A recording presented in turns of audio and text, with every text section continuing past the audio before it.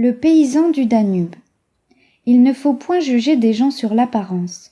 Le conseil en est bon, mais il n'est pas nouveau. Jadis l'erreur du souriceau me servit à prouver le discours que j'avance.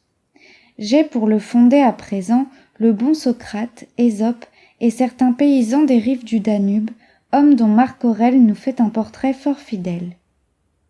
On connaît les premiers, quant à l'autre voici le personnage en raccourci. Son menton nourrissait une barbe touffue. Toute sa personne velue représentait un ours, mais un ours mal léché.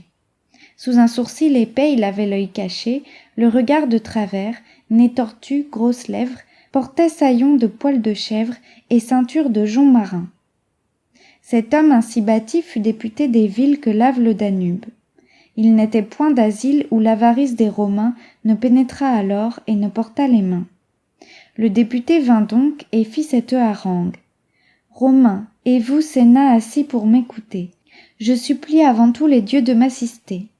Veuillent les immortels, conducteurs de ma langue, que je ne dise rien qui doive être repris.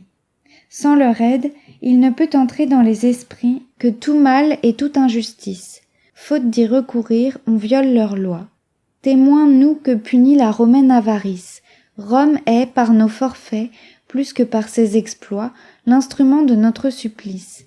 Craignez, Romains, craignez que le ciel quelque jour ne transporte chez vous les pleurs et la misère, et mettant en nos mains par un juste retour les armes dont se sert sa vengeance sévère, il ne vous fasse en sa colère nos esclaves à votre tour. Et pourquoi sommes-nous les vôtres? Qu'on me dit en quoi vous valez mieux que 100 peuples divers?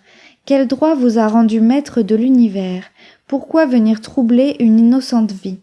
Nous cultivions en paix d'heureux champs, et nos mains étaient propres aux arts ainsi qu'au labourage. Qu'avez-vous appris aux Germains? Ils ont l'adresse et le courage. S'ils avaient eu l'avidité, comme vous, et la violence, peut-être en votre place ils auraient la puissance, et sauraient en user sans inhumanité. Celle que vos prêteurs ont sur nous exercée n'entre qu'à peine en la pensée. La majesté de vos autels elle-même en est offensée. Car sachez que les immortels ont les regards sur nous. Grâce à vos exemples, ils n'ont devant les yeux que des objets d'horreur, de mépris d'eux et de leur temple, d'avarice qui va jusque à la fureur. Rien ne suffit aux gens qui nous viennent de Rome. La terre et le travail de l'homme font pour les assouvir des efforts superflus. Retirez-les, on ne veut plus cultiver pour eux les campagnes. Nous quittons les cités, nous fuyons aux montagnes. Nous laissons nos chères compagnes.